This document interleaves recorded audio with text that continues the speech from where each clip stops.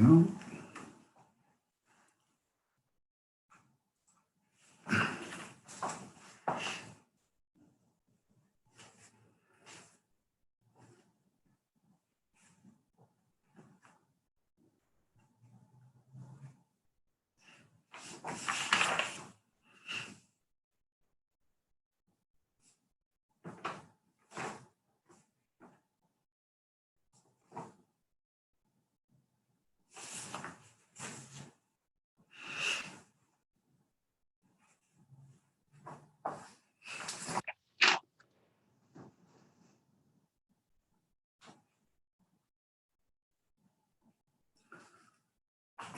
Okay, good morning, everyone.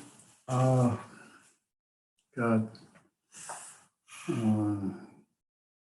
I have 23, we're missing 13 people. That's really bad.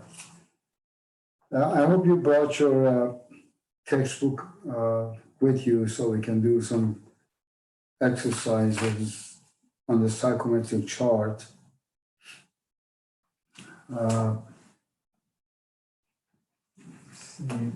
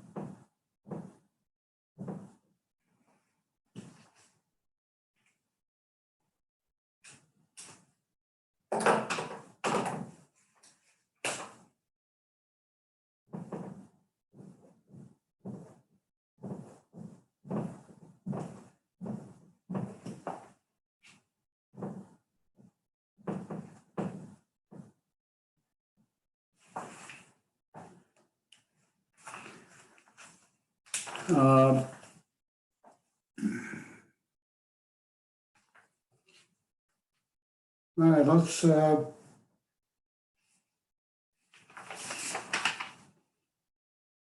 how many people have their textbook ready? Yep. I have mine as well. On page 927, is that correct? Okay. All right, that's great. Let's see. I don't know if we did this or not. Well, let's give it a try anyway.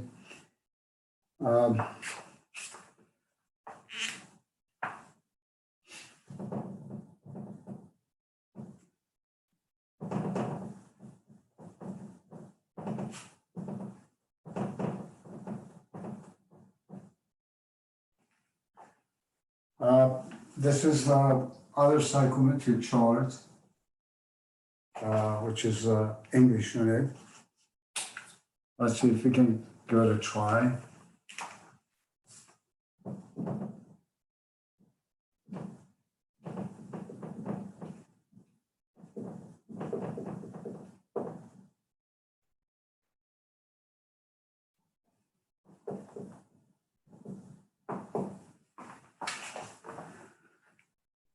Now, if you look at the appendix 2, which you find the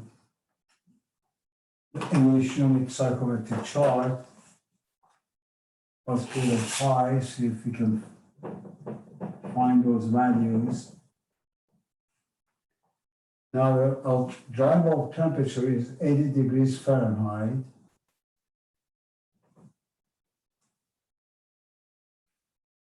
And we have a relative humidity of 30 degrees, let's say somewhere here.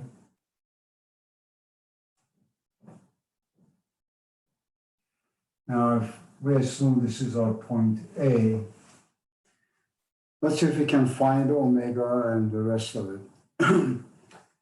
Now, to find omega, we just draw a line parallel to the dry bulb axis or perpendicular to omega axis. If you do that, this will be omega for point A.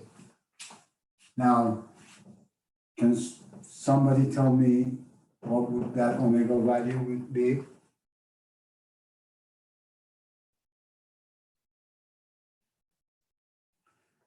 For those of you who have your textbook with you,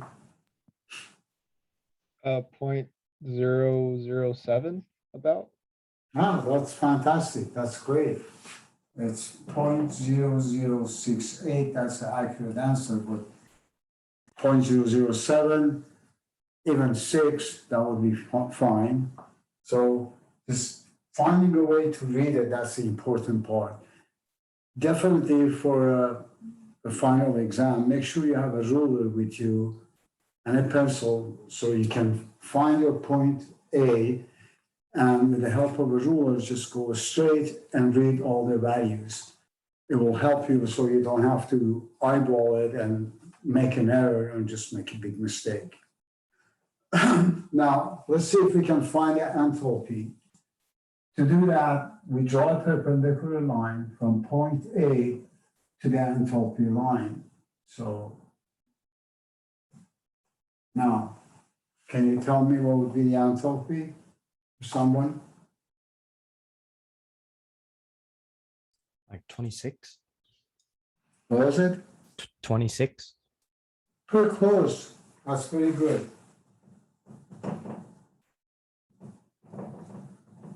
Keep in mind, these all have units. This one is a pound mass of H2O by pound mass of dry air. And this is BTU per pound mass. But that was very good. Now, what would be the wet bulb temperature? Now, this blue line represents the wet bulb temperature. So our point most likely located between two wet bulb temperature. And we kind of guesstimate, see where that point, how close to is that the highest or the lowest value, and just, guess what that would be. Any guess?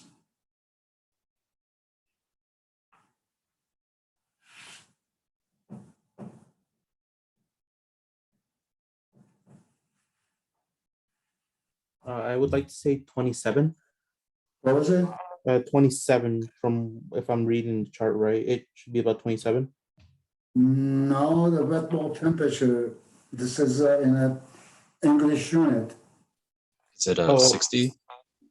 What was it? 60 F degrees F? Yeah, that's great.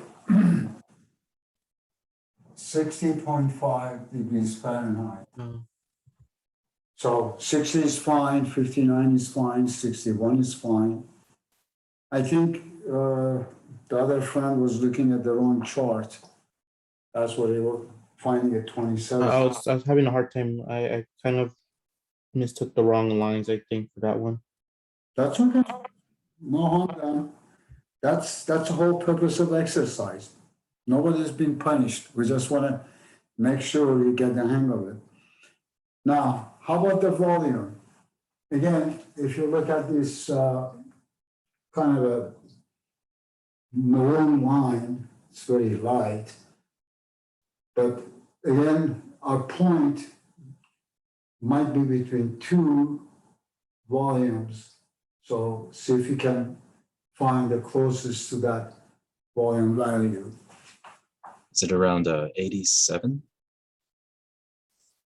8.7, Yes, 87. are you sure? Or is it 13.67? 19? 13. Oh, that was perfect. Okay, the volume is, wow, that was pretty good.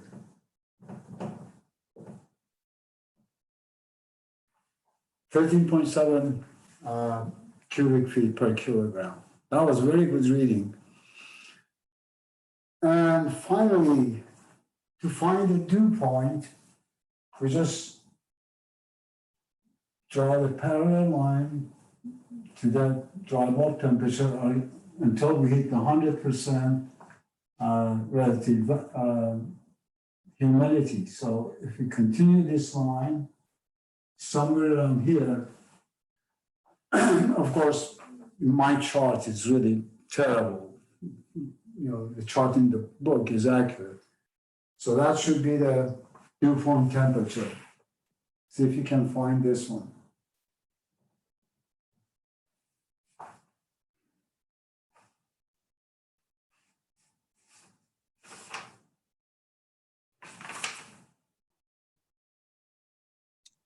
It's around 45 degrees F.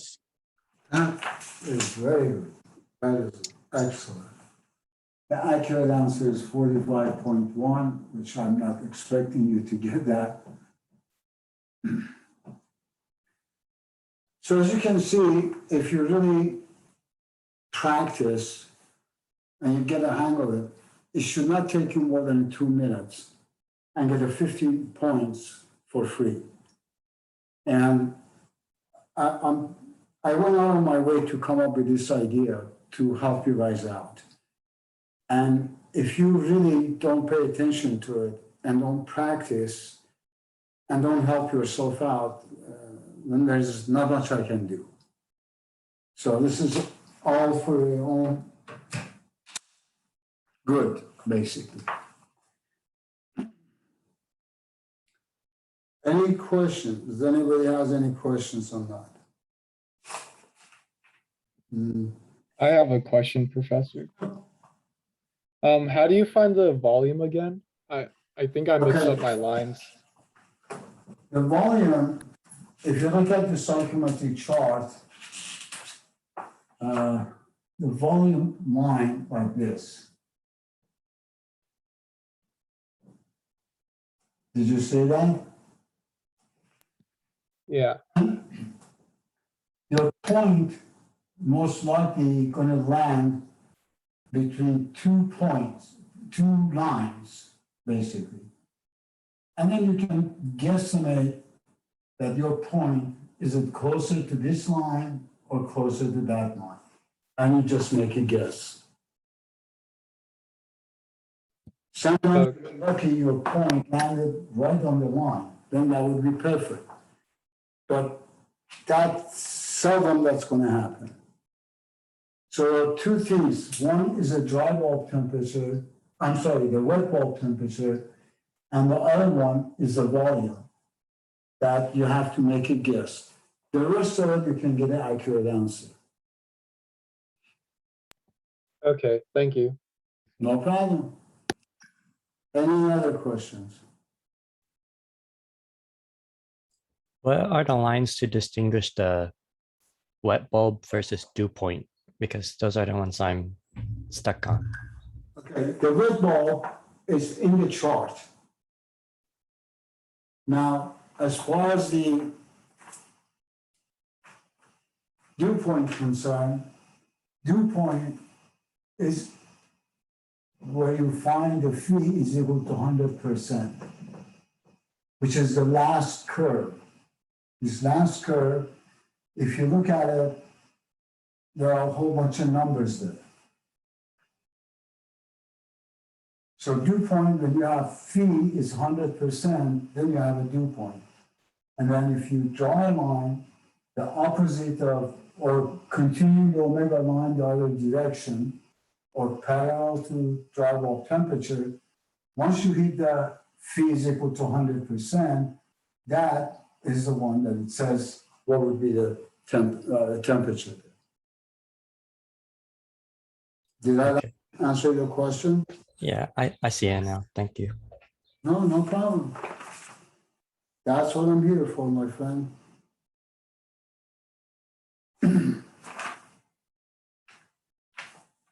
Um, One of the ways that I highly recommend you guys to do, we just pick these two parameters and find the other 5. Pick 2 other parameters, for instance, omega and, enthalpy, or wet bulb and dry bulb temperature. And then find the other 5 parameters. So don't rely on just these 2 at all the time. The only parameters that if you pick, you won't get anywhere is dew point temperature and omega. As you can see, they're in the same line. They never cross, so we cannot find point A. But enthalpy and omega, you can find your point A. If you have a wet bulb temperature and a dry bulb temperature, you can draw it along until you hit the wet bulb line, then you have your point A. So anything that can cross each other, that will give you the, point A, then the rest of the parameters, it's easy to find.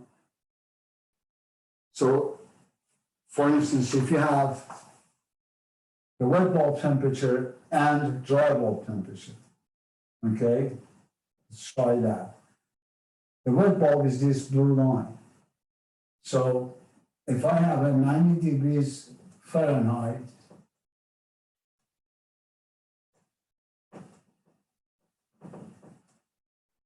and I go up until I hit this line representing wet bulb temperature, I don't know, whatever it is. So now this becomes my point A. So I go to the right, I find omega, go to the left, I find the dew point, come to enthalpy, I find the enthalpy. As far as the volume concerned, it should be somewhere here. And that's how we can basically find those values. So it's easy, just pick 2 points. If you practice picking 2 points that they cross each other in the psychometric chart on an SI unit and practice 2 of them on English unit, you're all done. This will take you 10 minutes to practice and you get good at it, you know exactly where to go, and it takes you 2 minutes to solve the problem. As simple as that. Let's see if I have another example. We can do that.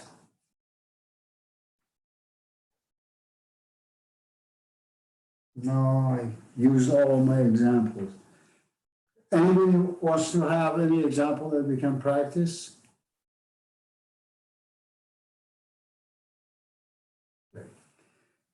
There is one other thing. Do you remember what we said?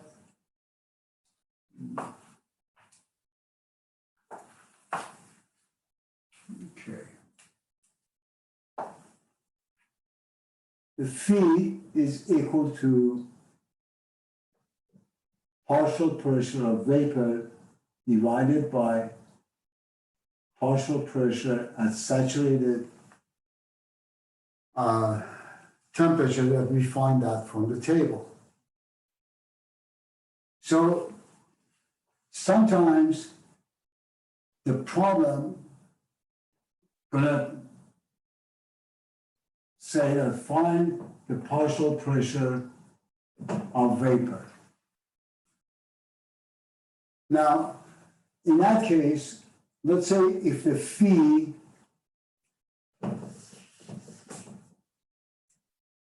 is given to be 45%. And the dry bulb temperature is given to be 40 degrees Celsius, for instance. Now, at this temperature, I go to the table and find PRG. Once I have that value, then I plug it into this equation and I find the partial pressure of vapor. That is very common to do that. Just wanted to, give you the heads up. Of course, this is not going to be in your final exam, but just wanted to, give you that point. Now, why are we using this psychometric chart? Basically, this is very quick and very easy to have a conceptual idea of how we can design our air conditioning system. Now, we know our comfort zone. Let's say our comfort zone is 20 degrees Celsius. And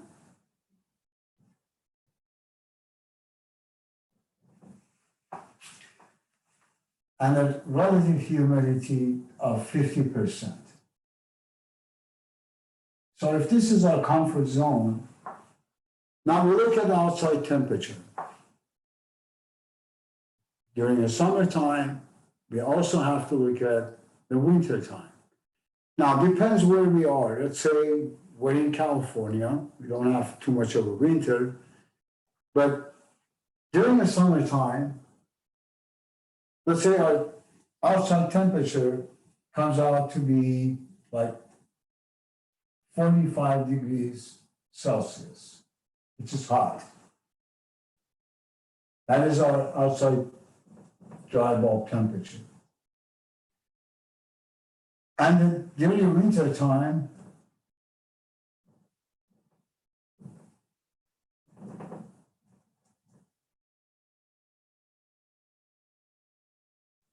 let's say our dry bulb temperature comes down to 30, oh no, sorry. I don't know, it's 5 degrees Celsius. We don't get that cold here.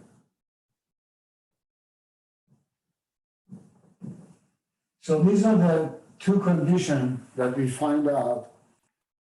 So if I'm a design engineer, I want to design that, and I know this is my, comfort zone. So what I'll do, I look at this dry bulb temperature during the summer, and we know that during summertime, our relative, humidity is very low, like 30%. So I will go and find my point A. Let's just assume for the sake of argument, this is my point A.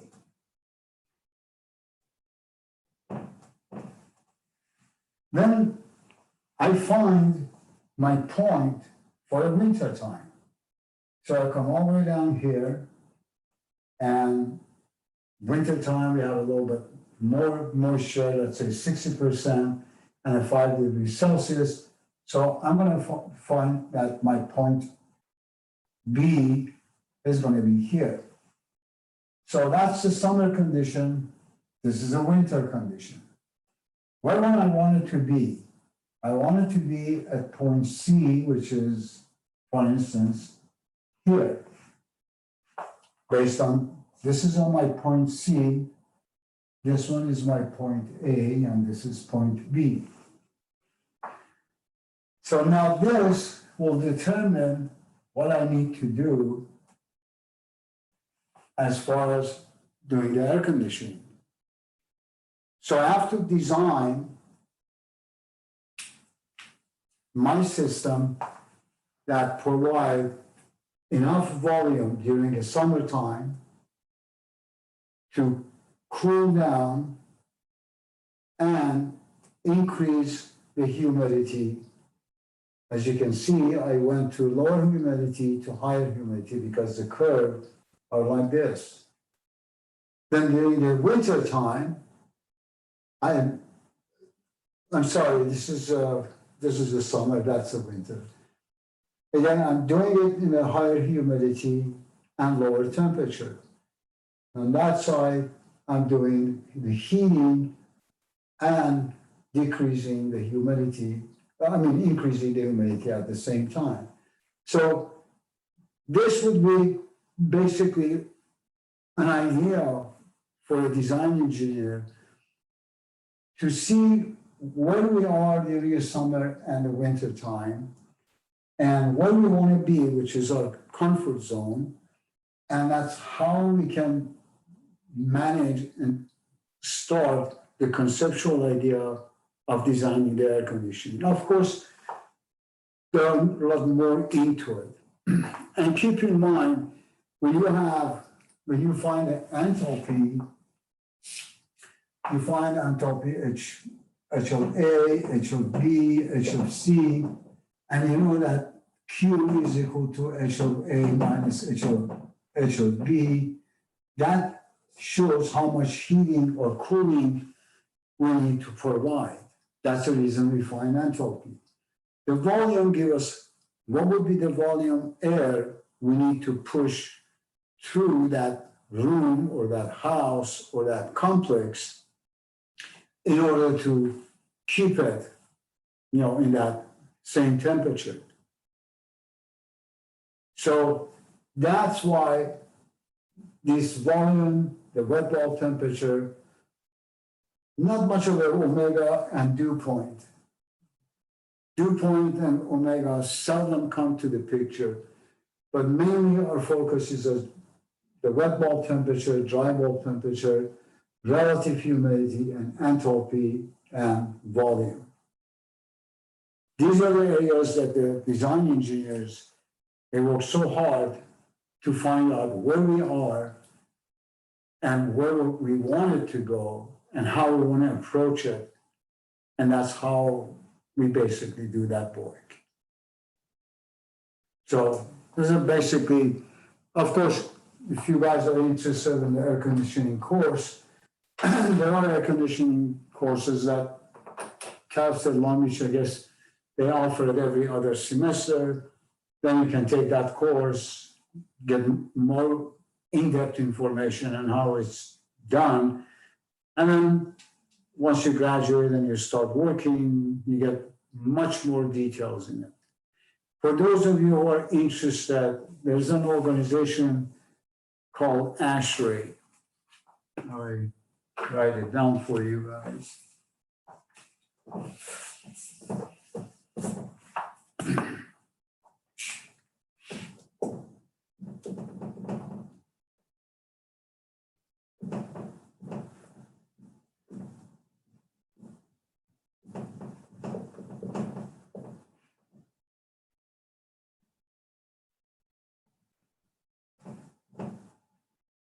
Oh, sorry.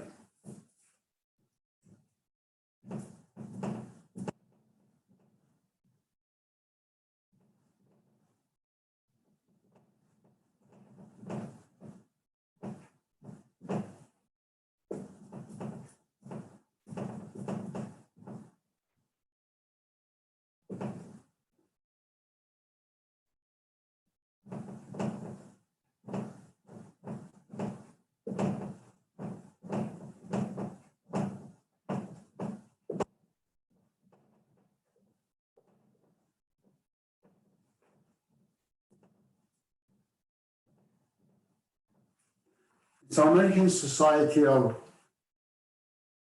Heating, Refrigeration, and Air Conditioning Engineers.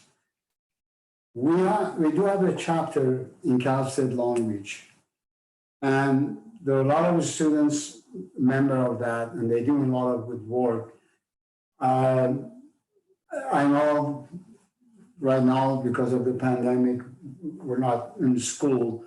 But before pandemic, they had a bi-weekly meeting in the campus, and they get together and talk and exchange ideas.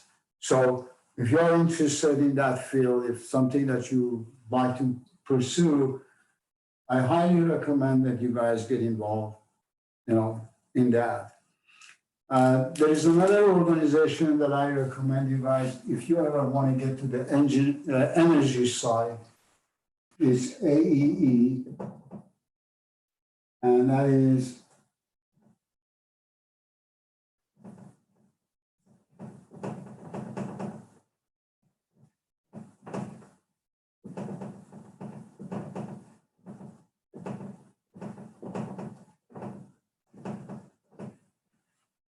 Association of Energy Engineers. Go to their website, you find a lot of great things that you can educate yourself in the field of energy or field of refrigeration and air conditioning. If you're planning to get to those two fields. Of course, American Society of Mechanical Engineer, ASME, which I assume that most of you are, member or should be a member at least.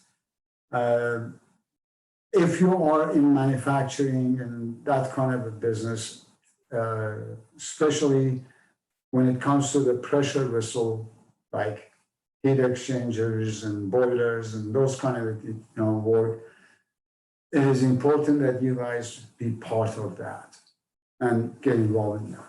There are so many associations and organizations that you can be part of it or be a member of it. There's another one is a U.S. Green Building Council. This is fairly new compared to the rest of them. It's about 15, 16, 17 years old, maybe 20 years old, compared to ASME that's been around for 100 years, or actually it's been around for God knows how long. So U.S. Green Building Council is basically talking about all the renewable energy and green buildings and green concept and climate change and so on and so forth. If you're interested in that, I will definitely recommend you guys get into that as well. As a student, you get a break on the membership dues, so you really don't have to pay that much money. And if you don't want to be a member, you still have access to their website and you can learn a lot from them. So that's just something that if you like to do. And I don't know if I mentioned this before, if you're planning to get your engineering license after you graduate,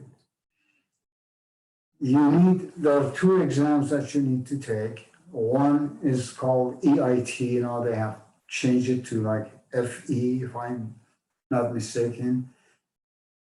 But if you go to the state website, looking for the land surveying and professional engineering, licenses, then you see what you need to do. So you take the first exam. I highly recommend you take it now if you're planning to get your PE, because that's the best time to take the first test, because the questions are mainly on the third and the fourth year of the schools. It's a very broad question. Regardless of your major, we all have to take it. Once you pass that, then after graduation, you have to work minimum of 2 years under a licensed engineer. Then you can apply to take the second test, which is another 8 hours. Now, second test is geared more towards the field that you want to, specialize, like fire protection, different, field of mechanical. And of course, at that time, you need, 3 or 4 references that they have to be licensed engineer to refer you that, yes, this Mr. or Miss so-and-so deserve to be a licensed engineer, he's a responsible man, and he's a great engineer and blah, blah, blah. Reference, basically. And then you take the second exam, and if you pass, then the sky would be limit for licensed engineers. Again, if you're in the manufacturing field, yeah, there's no need for you to go that route because you don't find any manufacturing company have a licensed engineer working for them.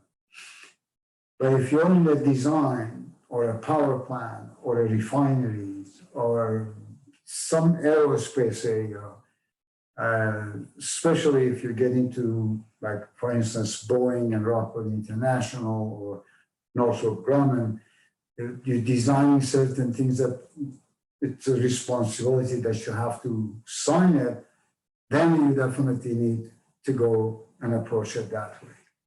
So that's another recommendation, sure. So think about it right now and be prepared for it rather than just waiting for the last minute.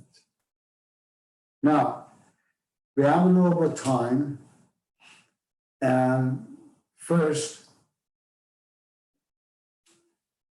we're getting close to the project due date. Any of the group, all those 7 groups, do you have any problems? Do you have any questions?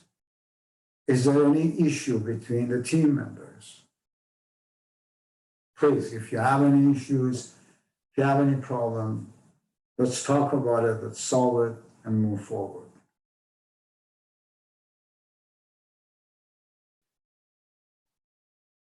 No problem.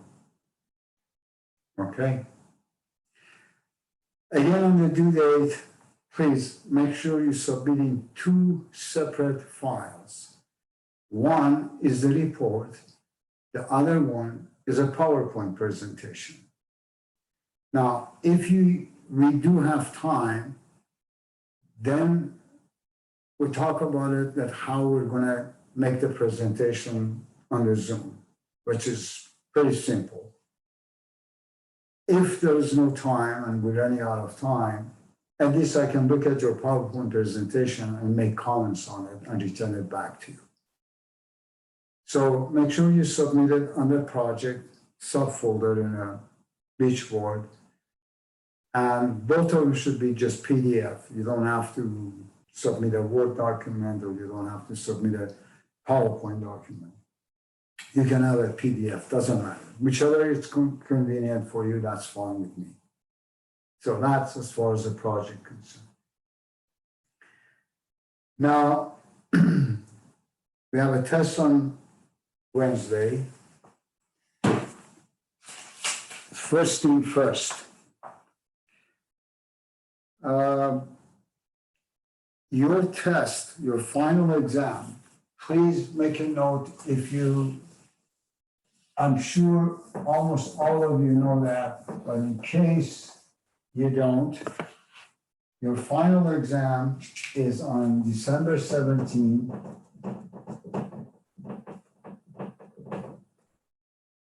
at 8 a.m. until 10 a.m.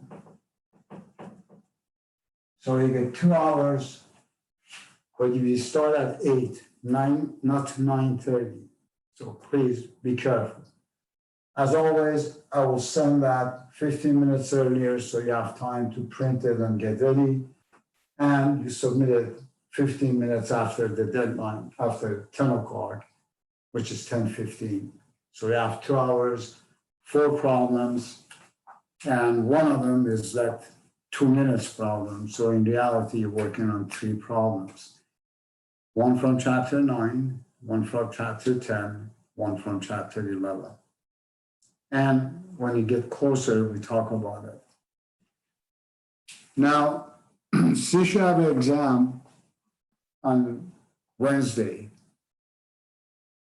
Do you have any question on chapter 10 that you want me to go over it and clear that out in case you have any questions and concerns? So get you ready for that, test.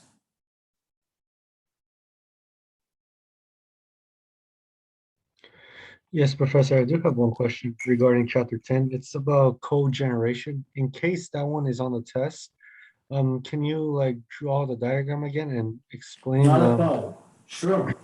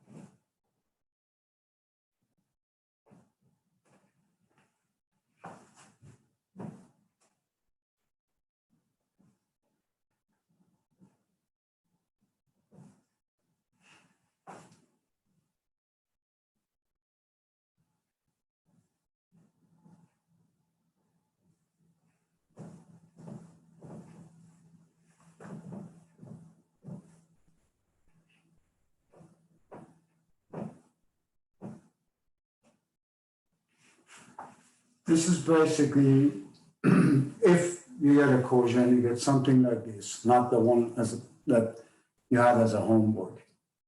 So you extract, some steam. This box is a heat exchanger. And again, let's refresh in your memory. Heat exchanger is just basically a whole bunch of tubes. Steam comes in and then goes out. So if M1 comes in, M1 going out. So the mass remain the same because they are inside the tube. Now, the outer shelf, you have water or air, whatever the case is. This is where we recover the heat and we send it out. These masses also, they don't get mixed with these mass of the steam. So at M7, it's going to be equal to M3. Whatever comes in, it goes out from the other end. Now here is where you need to stay focused because M2 comes in, M3 comes in, M4 goes out. Now, when you want to do the TS diagram, the TS diagram is pretty close to what we had for open feed water heater. So this is point 1 and 2. This is 3. Now, we discussed this. You have a cold water coming here. You have a very hot steam left over from the process coming in, get mixed with that. And then point 4 will come out, which is the average of these two temperatures. Therefore, point 4 is located somewhere between point 2 and 3. So that's why here would be point 4. And point 4 would be your base for basically the second pump, not point 3. From point 4, you go up to point 5, and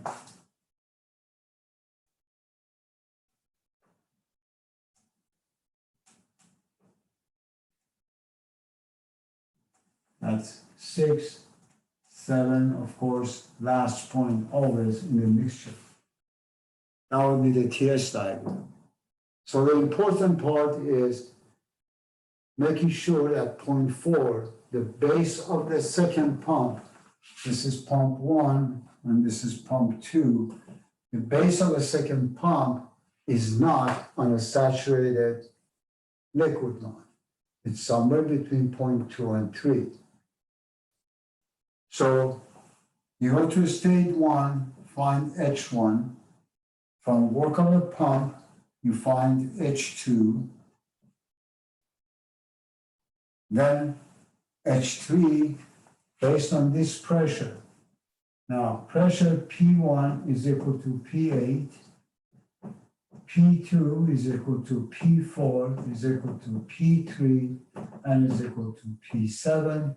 And finally, P5 is equal to P6. This is a pressure of the feed water heater, or in this case, heat process heat. That's boiler pressure, and that's condenser pressure. So based on this pressure, P3 and X3 being equal to 0, you find H3. Now to find H4, then you use the energy balance equation.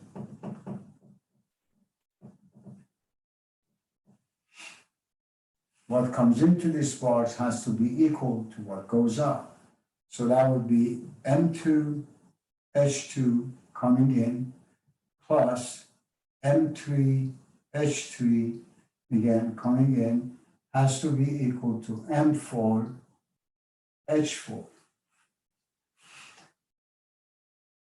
Now, you have H3, you have H4, M2, M3, and M4 is given to you, the way it's done. So let's say if this is 1 unit, 25% go in this direction, that's 0.25, and the rest of it, 0.75, go in this direction. So again, if you look at it, 0.75, come here, 0.25 will add to it, becomes 1 unit. So in this case, whatever that 1 unit is, let's say if it's a 40 kilogram. If it's 40 kilogram per second, so 25% of it here would be 10 kilogram, whoops, going that direction, and 30 kilogram going this direction. So you have 30 kilogram coming here, add 10 kilogram becomes 40 kilogram. So you have the value of M4, which is 40 kilogram, whatever the number is. M3 is same as M7, so that's 10 kilogram. M2 is this 30 kilogram, so that goes there. So you have all the M values, you have H3 and H2. From here, you will find H4.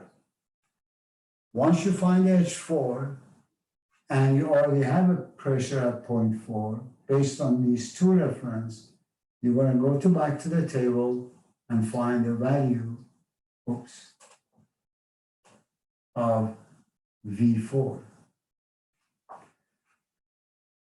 Once you have a V4, then from the work of a second pump, which is H5 minus H4, which is same as V4, times P5 minus P4, you find a value of H5. So now you have H5, then you will find the value of H6, superheated. You find H7, say superheated. Then based on the mixture, you find the value of H8. Now you have all the H8, all the H values. Then you can find Q in which would be the mass times H6 minus H5. What is that mass? Mass would be M5 or M6, doesn't matter. That's a 1 unit mass, that's 40 kilogram in our example. Q out here would be M8 times H1, I'm sorry, H8 minus H1.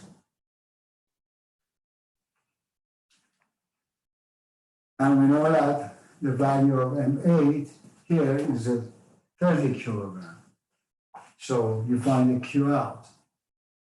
The difference between them will give you the network.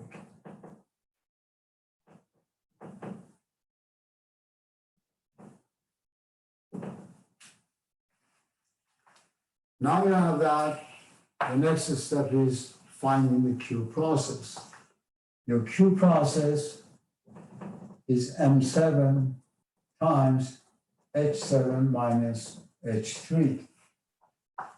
This is delta H cost equipment, H7 minus H3.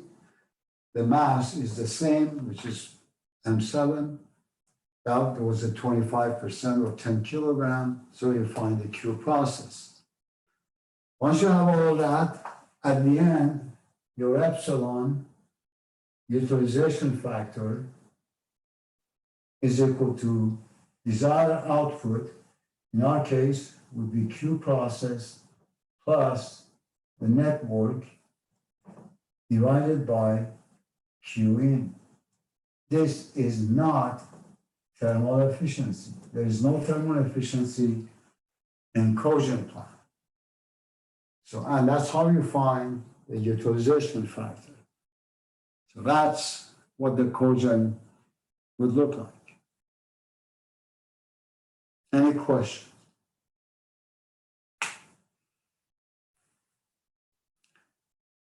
Hey, did that answer your question? Yes, I have one more question. It's regarding the pressure of the reheat where it's at state 3 and 7. There is no reheat here. I know, but like I have a question. Like I know there's no numbers, but like this is in case of you said if it's above 60, I mean if it's above 600 kilopascals, it'll be in the reheat, right? But if it's below 600, No, not reheat. You keep making a mistake. This is a superheated region, not a reheat. no, I meant the pressure. I meant the pressure. It's pressure of the process heat. Sorry. My friend, please, listen. Here we have a compressed liquid. Here we have a superheated region. Here we have a mixture. Now, whether it's a reheat, cogen, or feed water heater, if the pressure of them above 600 kilopascal, your point isn't superheated. If it's less than that, the point is in the mixture. So you're saying the pressure is more than a 600 is in reheat. There is no reheat. Reheat cycle is different. For a reheat cycle, open feed water heater, cogeneration, if you have their pressure above 600 kilopascal, you're automatically in a superheated region, like 0.7, like 0.6. If it's less than that, you are in mixture region. That means 0.7 could be down here in a mixture area. Okay, got it. Thank you. No problem. Any other questions? In chapter 10. Again, please try to learn from your past mistake on the first exam. Don't rush into anything. You have plenty of time. The tests are simple. Do not make it difficult for yourself. Do not go out of your way to make it harder. It's not that hard. Just to stay focused. If you organize and you go step by step, you're going to save it tons of times. Once you get unorganized and write all over and jump from one state to another state, that's when you get confused. Once you get confused, you lose time. To manage your time, you need to stay focused and you need to get yourself organized. Tab your textbook, make sure you have all the things that you want ready. Have the tables in front of you, and if you have a textbook, tab the textbook for the tables. So you have them right in front of you. You don't have to go back and forth, keep, turn your pages until you get there. So all these things will save time for you. Please, just stay focused. Second thing, do not focus on the answer. Nobody cares about the accuracy of your answer. The important things that you need to learn, your engineering thought process is 1 million times more valuable than the correct answer. Please, please remember that. Don't get stuck that, oh, my answer could be, unless you have some crazy answer. Like I have a thermal efficiency of 125%. Yeah, that is wrong. However, if your process and the procedure is correct, you can easily go back and find where you made a mistake that you end up with a thermal efficiency of 125%.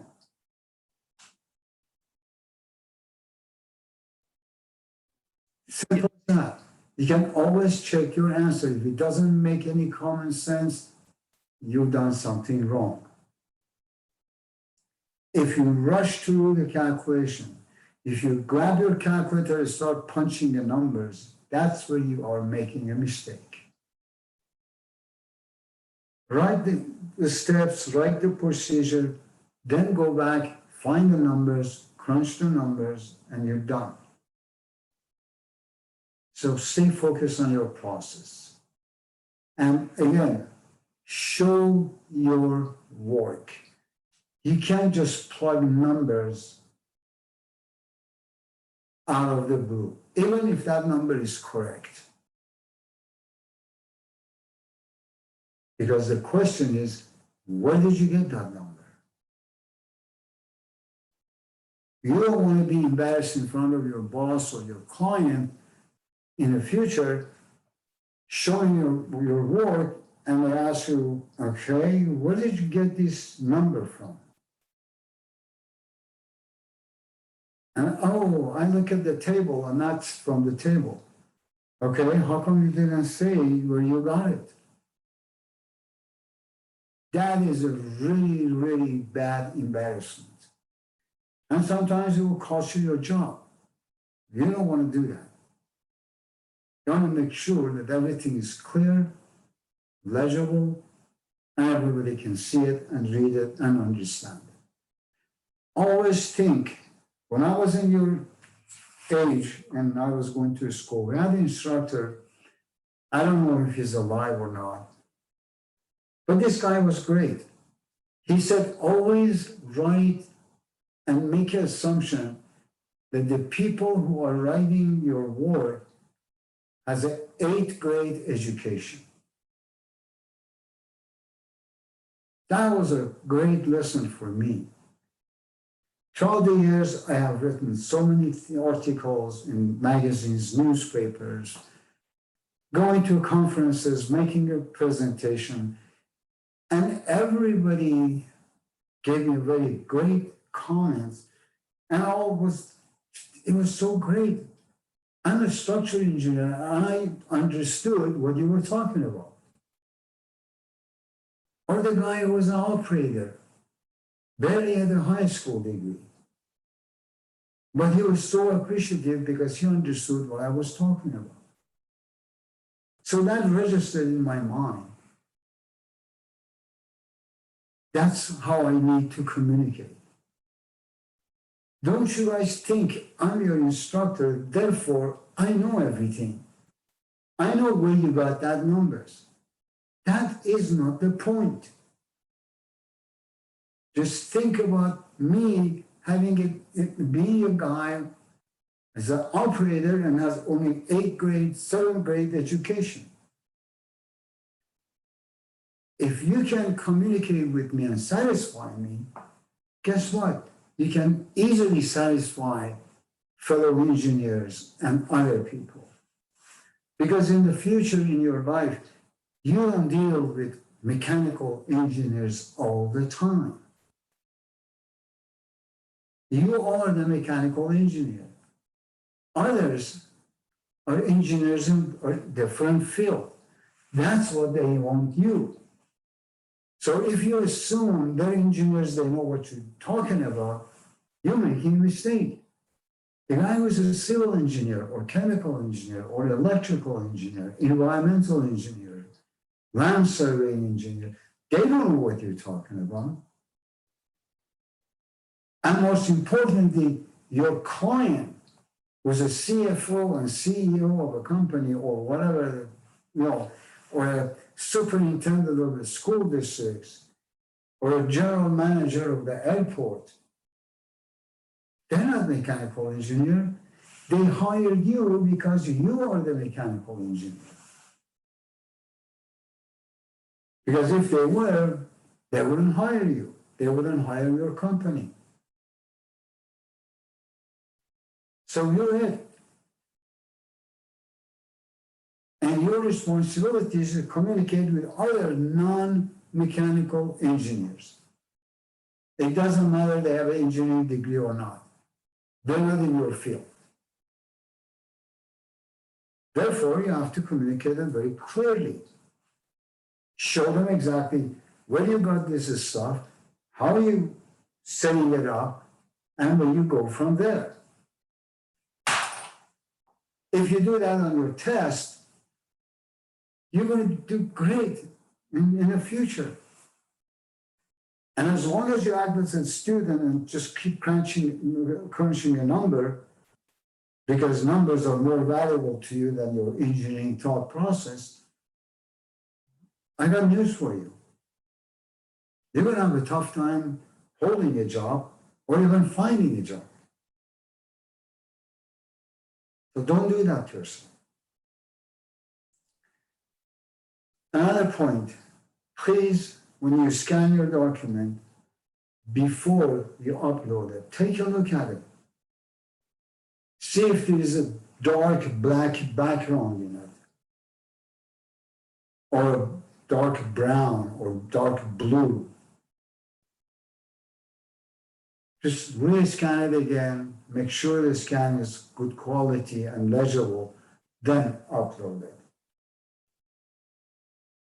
Try to stay away from the left, right, bottom, and the top edges of the paper.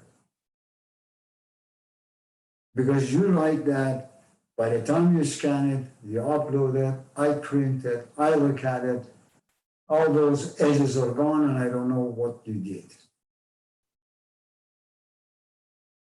That is part of the communication. That's part of it being so clear. The clarity is very important. So let's not do the things that you guys did last time. And that will help you out. Any other questions? Like exam 1 to show how many questions in the exam 2 and what kind of question will be in exam 2. For the next test? Yeah. 3 questions. 1 question would be most likely on an actual ranking cycle. And this is very important. You know, the condenser, we said there is a connection to it. The water comes in, cold water comes in, hot water goes out. That's how we remove the heat. This is our Q out. This Q out is equal to the Q of the water. So you might have that. So that would be the first question. Second question is 100% guaranteed, is a reheat problem. The third question is either going to be an open feed water heater or cogeneration. One of those, not both. So it's 3 questions like last time. And the time, when the time begin to start the exam and what time to end the exam? I'm sorry, there's a feedback on your, Sorry, what's time for the exam too? what type, what? And we can start to do it and end to turn in it. I still don't get your question. I'm really sorry, I really don't know what. No, I just want to know the exactly about the turning the exam, the time. The time of the exam.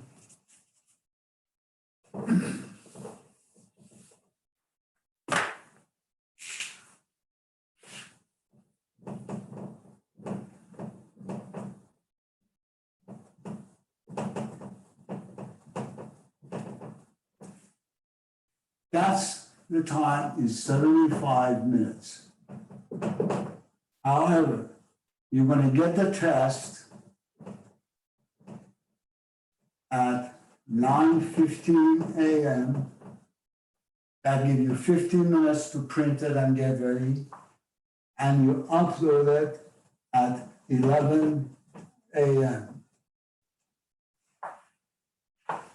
So you have additional 30 minutes to print it, do the test, scan it, upload it. Was that your question? Yeah, yes, thank you.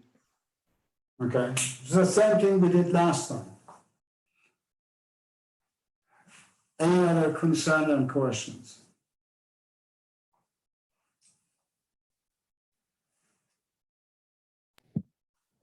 I have one, but referring back to the project real quick, if that's all right. Okay. Yeah, about the project real quick. So we're wondering, does everyone in the group have to turn it in or just one person? No. I'm glad you asked us. We talk about this. One report for the whole group, not everybody writing a report. Absolutely not. One report, the team leader responsibility is to collect all the feedbacks from all the team members, put them together, review it with the team. If you're all happy with it, that it's, flowing through and it's clear and everything's fine, you submit it. One report per group. That's it. Okay, and did you also want our meeting minutes as well? You what? Your what? Did you want the meeting minutes, like when we met and Yes. what we talked about? Okay. Please, we talk about this. The meeting minutes that you had, you attach it in the appendix section. It's not in the body of the report. In the attachment, you put your meeting minutes. Meeting minutes is, for instance, meeting number 1 was on, I don't know, October 1st. We discussed this issue and that issue. These people were there. And the next meeting is going to be the following week. About 1 sentence or maybe 2 sentences, not too much of a big deal. So for every meeting, you should have that meeting minutes. The entire concept of this project for you guys to learn what is going to be in your future. Writing minutes of a meeting, writing a clear report, come up with a conceptual idea all the time.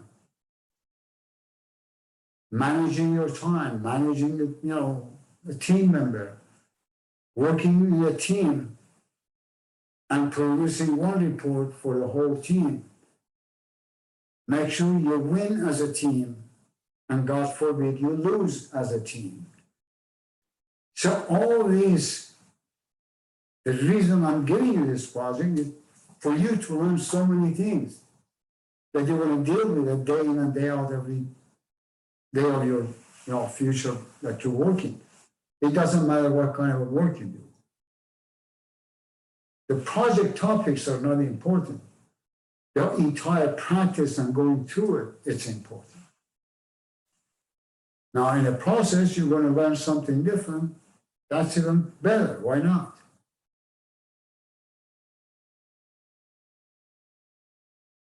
So please, one report for the whole group.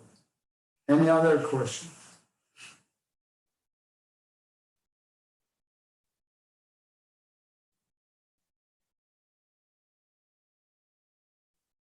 All right, well, it's almost time.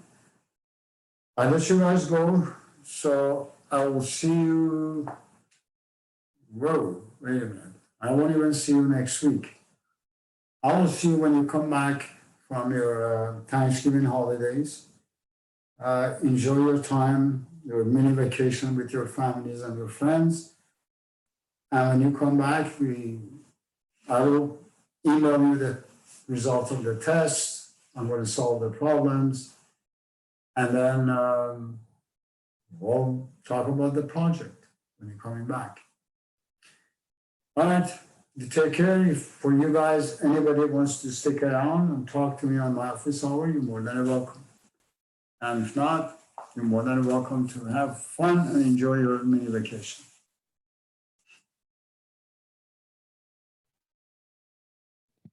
All right. Thank you, Professor. My pleasure. Thank you. Have a Thank good you. break. You too.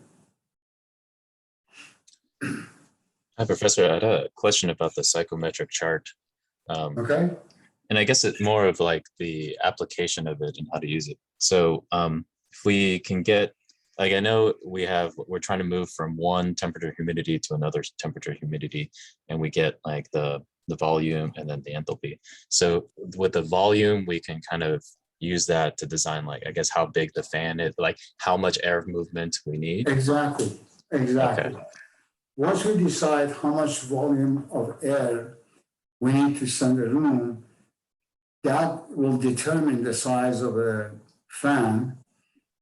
And then that determine also the size of a ductwork. Mm-hmm. Because you want to make sure that you control the airspeed inside the ductwork. If your duct is too small and you have too much speed, you have a whistling noise through the ductwork, and that would drive everybody crazy. Can you you're working in an office and constantly somebody's whistling? Yeah. That's where we need the volume.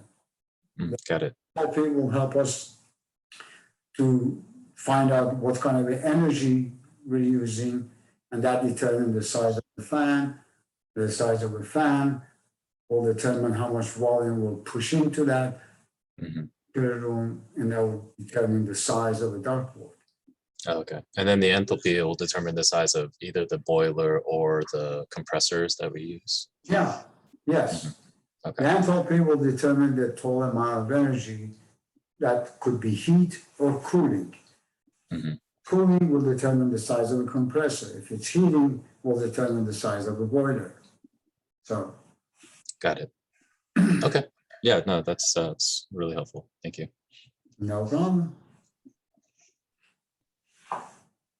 Anyone else?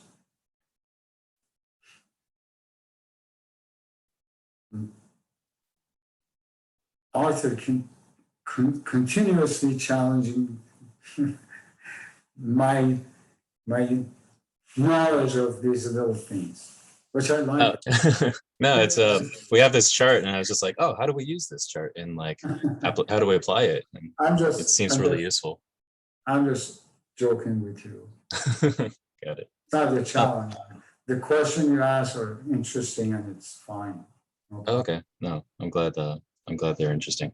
I do have one other question in terms of I guess when we moved from chapter 10 to 11 from like energy, or from I guess like the turbines to like refrigeration, our state 2, the way we calculate state 2 kind of changed, because originally we were using kind of the work of the we were using the work, and then in the second part we used the entropy. So I was wondering, is it because I guess in state 2, when we were doing it on the left side of the TS diagram, the volume is incompressible, like No, that has nothing to do with whether it's a compressor liquid or superheated. The thing, okay. if you remember, we talk about this. Here, S1 is equal to S2. Yep. Now, we have an option. At a state 1, I can find H1 and S1.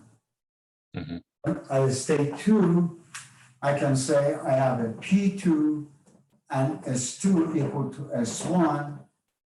Therefore, I find H2. Mhm. To do that, I need to do a lot of interpolation to find the H2 value. Yeah. However, the easy way out, we know with term 1, and for dynamic, the work of a pump is volume times delta P. Now, you rather go this route or this one? Yeah. And it's because volume 1 is approximately equal to volume 2 because of the incompressibility of liquid, right? Exactly. That's why, that's the definition of work of a pump. Mhm. And that's how we do it. It's much easier, faster than going that route. Got it. Now, in case of a compressor, we don't have this. This is work of a pump. We don't have a work of a compressor equal to V1 times delta P. Mhm. I have no choice. We got to do it the hard way. We have Got to it. do S1 and S2 equal, and then go to the table and find the H2 the hard way. Mhm. It has Okay. nothing to do with refrigeration or anything. It has a lot to do with the type of equipment. Mhm. I was thinking like, because on the right side, your volume changes between 7 and 8 versus between 1 and 2, your No, volume doesn't really change. no. That's different. Don't mix. You're talking about refrigeration and power. Mhm. That was your question. The Mhm. point is the equipment. This is compressor, and this is a pump. Mm. We have an easy way to find the work of a pump, so we don't have to go that route. Got it. For compressor, we don't have an easy way out. We have no Mhm. choice. We got to go that route. Okay. Got it. Thank you. Okay. In this side for the power, there is no other way. We have to use entropy in order to find entropy.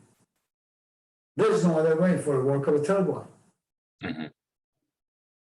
It has nothing to do with their volume or anything.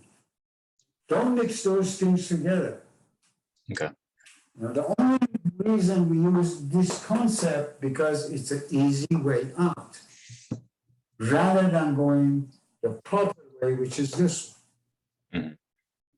If we had similar concepts, similar equation for compressors and turbine, do you think we were stupid to go through the table and suffer with all the interpolation to find the H7 and H8? Of course not. Yeah. But unfortunately, because we don't have any easy way out, we have no choice.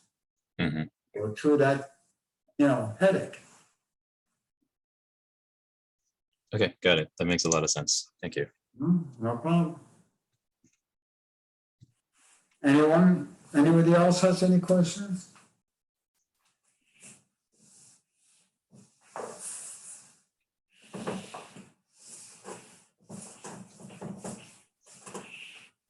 All right, Professor, have a good weekend and holidays, and I'll see Thank you. you. Thank you. outside. Thank you. Thank you. Enjoy your break. Thank you. Bye-bye.